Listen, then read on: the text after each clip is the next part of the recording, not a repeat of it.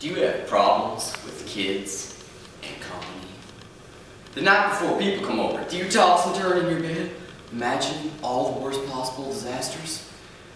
As you recall previous attempts at home hospitality, do the flashbacks remind you of a World War I documentary? You're not alone, my friends. We've all had our share of hospitality horrors. Hospitality may be hazardous to your health. By Bill Butterworth. When we invite people over for dinner, we have found it helpful to follow up the invitation with a series of disclaimers to protect us legally.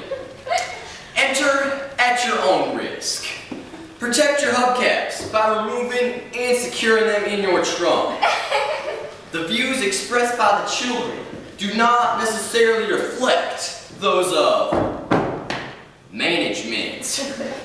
Though this dinner has been edited for our guests, parts of it may still be too intense or explicit.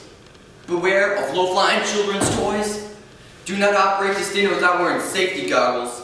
And we have the right to remain silent. Anything we say can be used against us in the court of law. When we mail out this disclaimer form to our guests, we usually find two things which results. We are legally protected, and we eat alone a lot. Despite our warnings, once I invited over one of my professors and his wife for dinner. They accepted. The disclaimer didn't seem to dull their anticipation. All I could figure is that they found our family to be a curious phenomenon. I got home from work early to be my usual helpful self.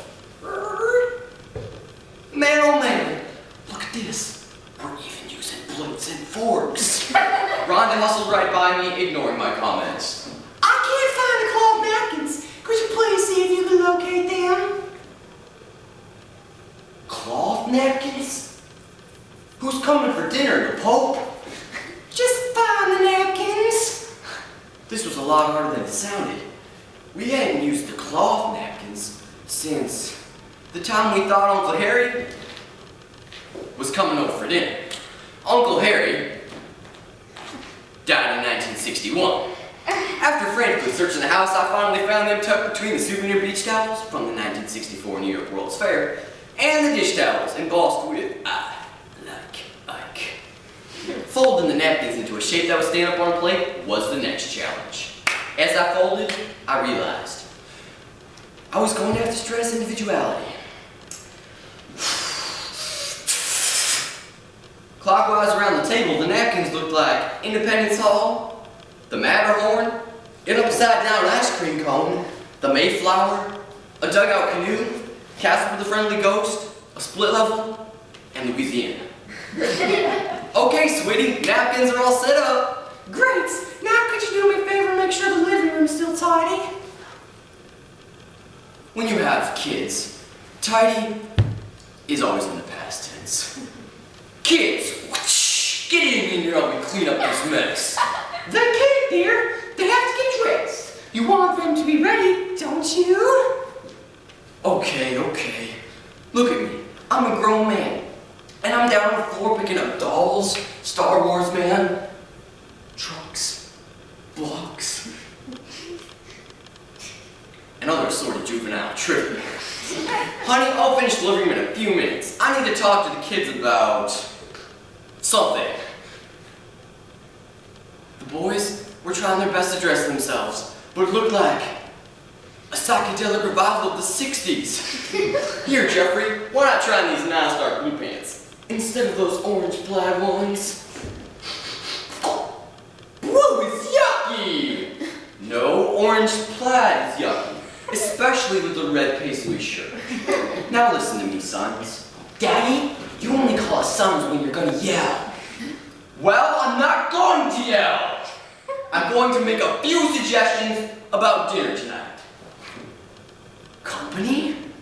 This will be murder. That's enough, Jesse. Dr. and Mrs. Bain from the university are coming over for dinner.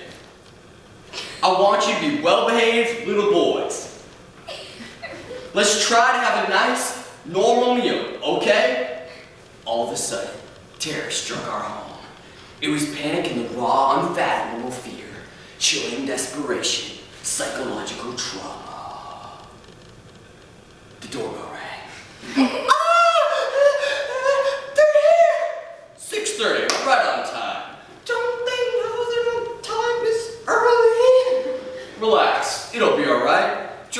Baby Johnny keep him busy. Jeffrey, go comb your hair. Jesse, go to the door and let the Baines in. I'll go pick up the toys in the living room. Everybody smile and be sweet, or Daddy will belch you. Hi guys, come right on in. Mom's in the kitchen cooking junk, and Dad's in the living room all by himself playing with their toys on the floor. I was caught. They walked right in to see me throwing Betsy Wetsy under the love seat cushion and stuffing Obi-Wan Kenobi into my pocket. Well, hello. Please, won't you sit down? I combed my hair all by myself. I used a comb, a brush, water, shampoo, and hairspray. It was obvious. His hair made him look like a demented cross between Bozo the Clown and Caesar salad. This mixture provided his hair with the uncanny ability to stick straight up, but at the same time, drip. This is my son, Jeffrey. Hi! Want me to sit on your lap? I quickly grabbed him and sent him to the kitchen. I couldn't stand that look of fear on the faces of the Baines. So, Dr. Bain, how are things going at the university? He was so embroiled in his note-taking, he never heard a word. Daddy, I tried my best. It was Joy. I kept John real quiet in my room, but he started playing with markers. He's eating them. Next thing I knew, out crawled John. He looked like a rainbow. This is our baby, John. I'll just wash him off real quick. Daddy, it's permanent ink. Dinner's ready. Come and eat Mommy's yucky food. Those kids. Let's go over to the table. I quickly shackled John into his high chair. Dr. Bain was on his third notebook. We usually pray before we eat. We thank God for the food. Yeah, and if Daddy cooks, we ask for healing. That's enough, Jesse. Dear Lord, thank you for friends and food. Amen. You prayed long tonight, Daddy. Don't eat this. This is gross. This is a yucky vegetable. We hold our noses when we eat it. During the entire meal, Jeffrey was constantly staring at Mrs. Bain. Finally, he revealed his heart. Waity, I like you. The problem was not with Jeffrey, but with Mrs. Bain's arm. It was starting to drip shampoo on her plate. Up to this point, everything was verbal. It was now time for action. So Joy fell out of her chair, flat on her face. Joy, please come back up. Please. No, I won't. Joy, please. I'm sure we've all fallen out of our chairs for no apparent reason. Please come back up, Joy. So while we were under the table, trying to reason with Joy, we suddenly heard a new sound, coming from Multicolored Man. John was in his high chair, gagging on his food. So Ron was trying to reason with Joy. I was trying to save John's life. Jeffrey was dripping shampoo on Mrs. Bain, and Dr. Bain was taking copious notes. But where was Jesse? He made a quick trip to his room, but was back, complete with a cane and hat.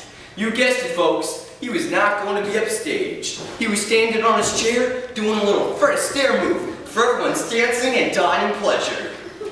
I lifted my head and looked at this dripping, hiding, gagging, dancing mess we call